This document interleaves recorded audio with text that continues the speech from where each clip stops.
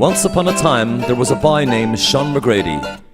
Sean lived with his father above the family's butcher shop in a small town in Northern Ireland. Sean was by no means a poor boy. His father's modest income provided Sean with everything he ever needed. One day, while Sean was playing with his friends, he tore a hole in the arm of his jacket. When he came home that day, he told his father of what he had done and asked if he could have a new jacket from the money the butcher shop had made that day. "I don't think you need a new jacket there, son. Bring me the sewing box and I'll mend it with a patch." Sean fetched the sewing box and his jacket was mended, but he was still not satisfied. Sean knew the other kids would tease him for having patches on his clothes. "Oh, how I wish I had a new jacket," Sean said to himself.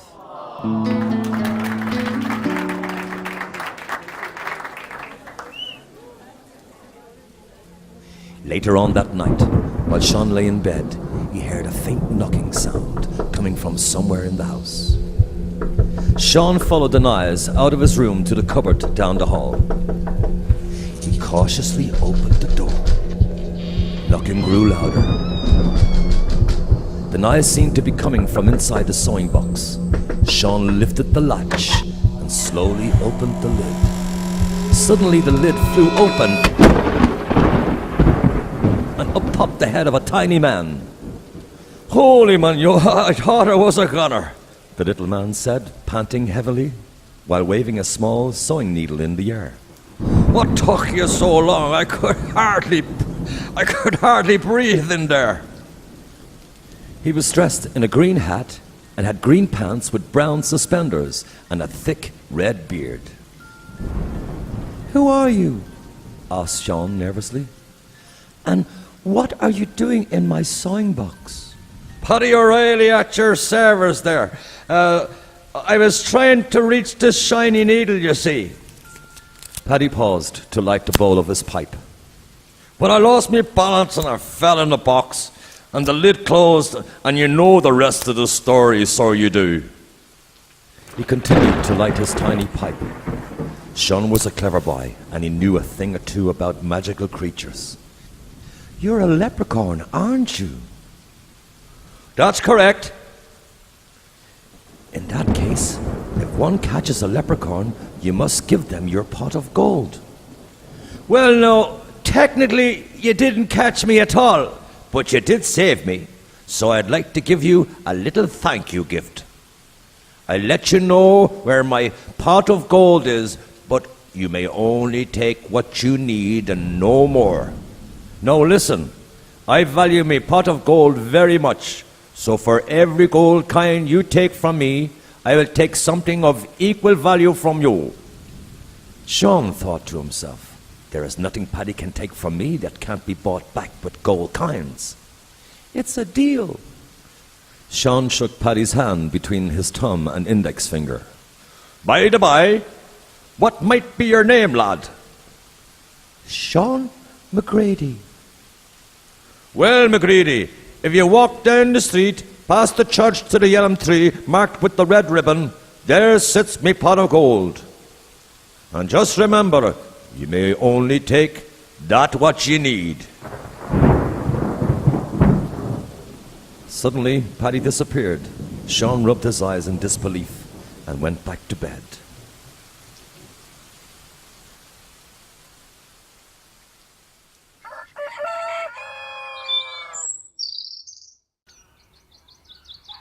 The next day, Sean woke up early. He put on his shoes and jacket and walked out into the cool morning air. He walked down the street, past the church to the elm tree marked with the red ribbon. And there at the base of the tree, behind the bush, there was a black pot filled with shiny gold coins. Sean reached in and took a handful. "Just enough for a new coat." Sean said this out loud just in case Paddy was watching. That day, Sean bought the most expensive jacket from the general store. Sean became very popular as all the other kids envied his new jacket. But after a few days, Sean's popularity faded. So he took a few more gold coins and bought some new shoes and became ever popular again. But that also faded. Week after week, Sean took gold coins from the pot until he had everything he ever wanted.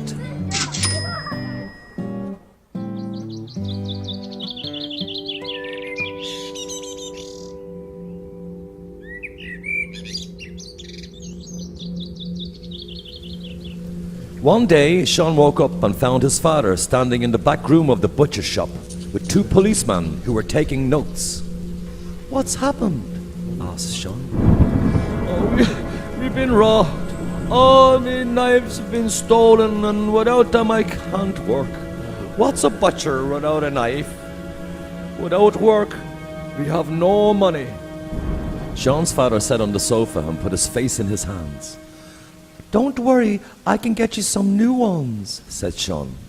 "What are you on about, Sean? Where are you going to get that much money from?" "The same place I got the money for these new clothes." "Paddy the leprechaun has a pot of gold, and I know where it is," Sean replied. Sean's father stood up. "This is not a joking matter, Sean." "It's true, Father. You must believe me." "I'm very angry with you, Sean, for lying to me. And where did you get those new clothes? Have you been stealing? This is a very, very serious matter. Now go to your room and don't come out until you're ready to tell the truth."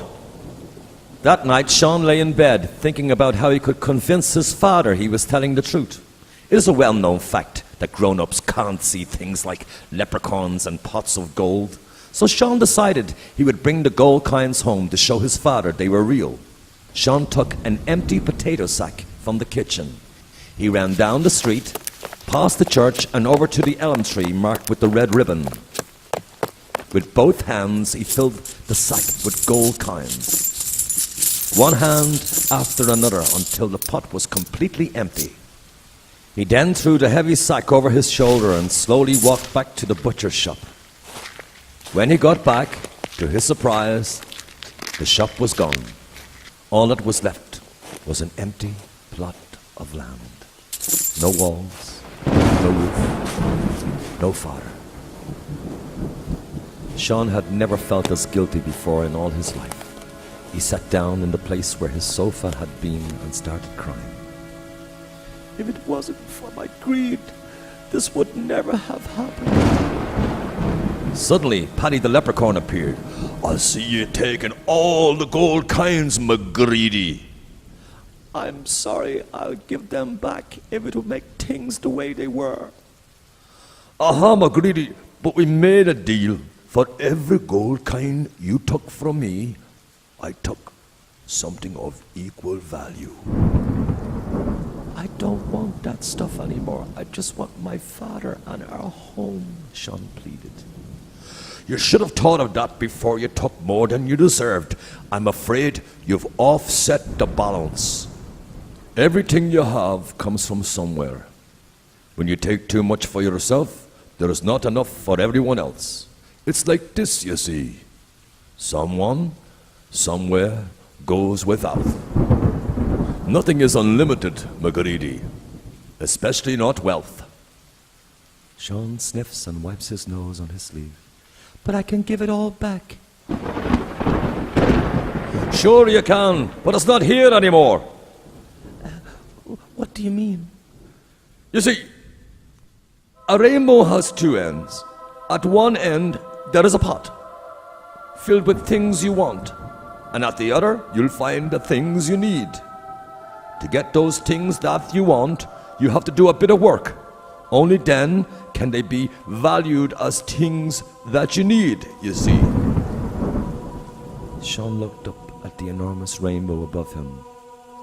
"So I have to get to the other end of the rainbow. That might take months and months. How will I survive?"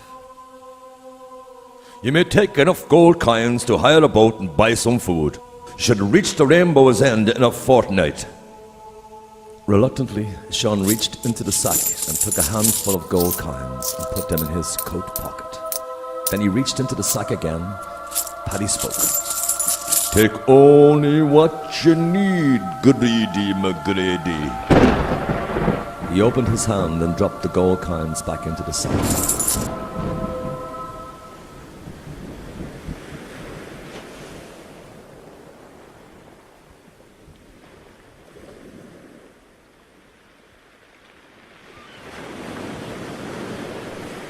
Immediately after, Sean set off on his quest. The sailor thought Sean was stark raving mad, but enjoyed getting paid in gold coins, so he didn't ask too many questions. It took 3 weeks to find the Rainbow's End. It was in a small town in the north of Denmark, in a place called Flat Beach. Sean couldn't wait for the boat to anchor, so he jumped over the side and swam to the shore.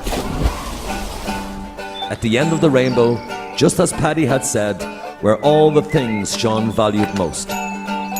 His father standing in the doorway of the butcher shop with open arms. They lived out the rest of their days in Flat Beach, Denmark, and Sean followed in his father's footsteps to become the Jolly Butcher.